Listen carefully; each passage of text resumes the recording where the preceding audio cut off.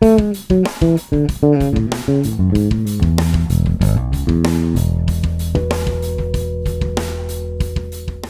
this is Dan here. I hope you're doing really well today. In this lesson, I'm going to show you exactly how to play that lick, and along the way I'll show you the techniques and the theory going on. This is how it goes quite slowly.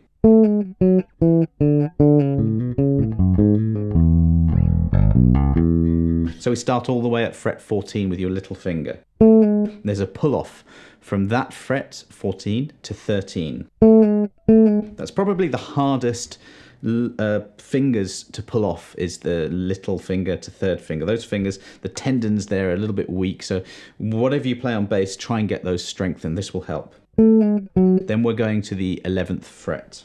Now that right there is probably one of the hardest parts of this lick, where you're in one position. This is 11th position, where your first finger is at the 11th fret and the other fingers are one finger per fret. So we go like this. And then you have to jump all the way to fret 9 with your little finger. So it's best to do any passage that you find difficult in any bass line ever, just slow it down.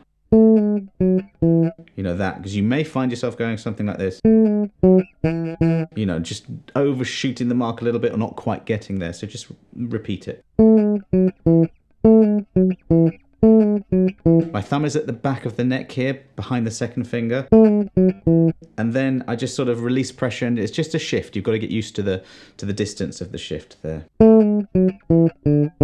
But once you're there, you're then in one finger per fret again. So here we've got little finger on fret 9, second finger on fret 7, and the first finger on fret 6. I'll talk about notes in a minute because it all comes from a mode, but I'll get to that in a minute. So we got this. We've got another pull off here between the D and the C sharp.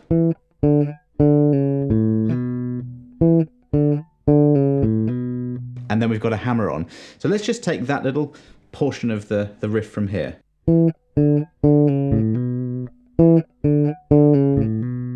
So it's a pluck, another pluck, then the pull off, followed immediately by a hammer on from the A to the B, fret 7 to 9 on the D. There are a number of ways of plucking this. So there, I'm just doing a little bit of raking. The pull off in this example here, I'm doing index finger, and I'm following through to the next string with the same index finger. That's raking. And then we've got this. We've got frets 6 on the G string, 7 on the D string, and 9 on the A string. And again, it's this one finger per fret technique. Each finger is there ready to go just before you play it. And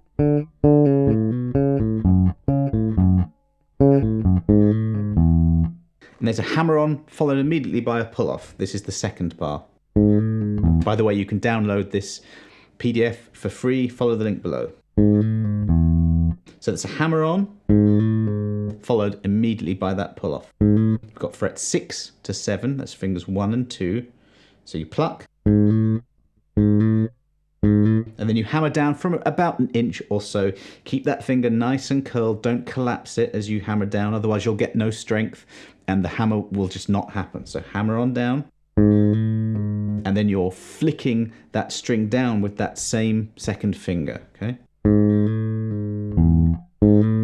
And as soon as you've finished flicking or doing that pull off, that same second finger is doing a lot of work in this little moment here. You've got to just come back to fret the E on the 7th fret of the A string. Now this is very good for dexterity, speed, accuracy. Notice I'm taking things quite slow at the moment. Break things down and then speed them up. So from the beginning again.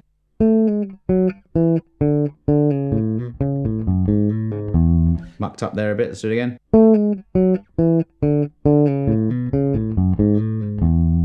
Now try to keep the fingers as close to the fretboard as you can. Make sure that you're holding the bass properly so that nothing is hindered. You can get those fingers quite curled round. You can get them all close to the fretboard. And that's the really the key to the secret to playing fast and to play accurately is good technique, you know. Good technique often means having the fingers close to the fretboard, not moving too much, and just having these plucking hand fingers also not moving too much. Economy of motion, okay? After that, we've got an open string E, at which point you can just do another shift. This is quite a big shift to that little lick there. So we've got E. Then we're doing a little slide into the G sharp on fret 4. Hammer on from the B to C sharp, frets 2 to 4 on the A string. And finally E on the 2nd fret of the D string.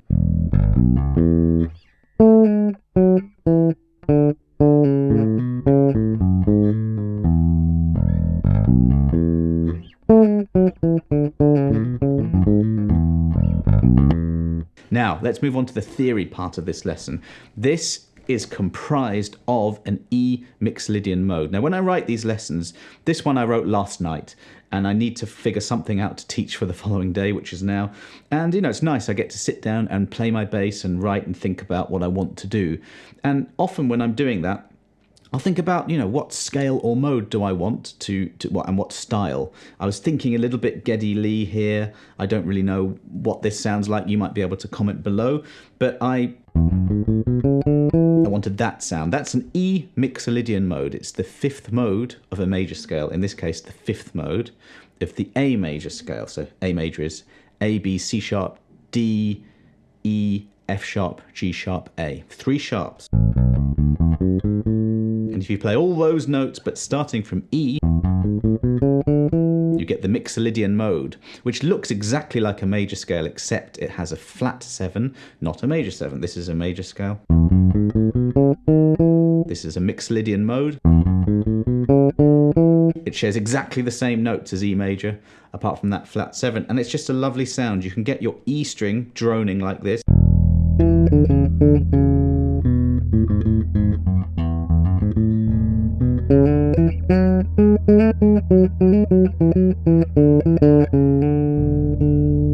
That flat 7 against the E has this really calming sound, and with the major 3rd, it just sounds really lovely, that mode. It's also used a lot in blues. It's a really useful mode. So that's where I started from when I was writing this. And you just want to be able to play any scale, but in this particular case, E Mixolydian everywhere, so that you can have more notes to create. So I went here. There's an E on the 14th fret of the D string. And my first notes came from the G string, just all Mixolydian, all those same notes. E, F sharp, G sharp, A, B, C sharp, D, E. So we've got, that's just the Mixolydian notes just on one string.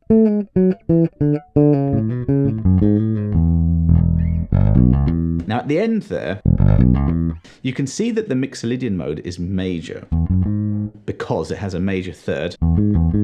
Well, it's sort of a bit of a mixture actually between major and minor, but because it's got a major triad, what you can do is you can play a major pentatonic over it.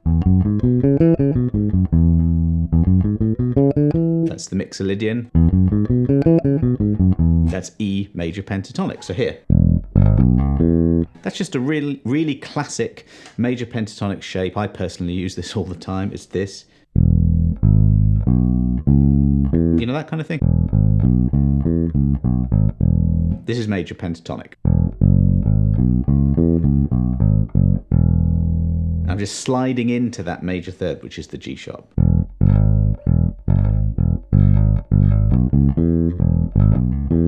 Listen to the whole riff, by the way, without any articulations. None of the hammer-ons or the pull-offs. All plucked. Nothing wrong with it, but I'm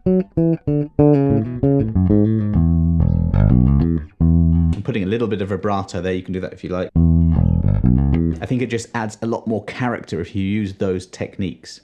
So that's really it. We've got a 2-bar riff. It's E Mixolydian. it goes from quite high up the neck to very low down the neck, but it's just all using notes from that Mixolydian. So if you do want to have a go at making up your own thing, you can take that set of notes, apply some techniques such as pull-offs, hammer-ons, slides, vibrato, you know, bends, all these things, bring them to life. Add some rhythm in.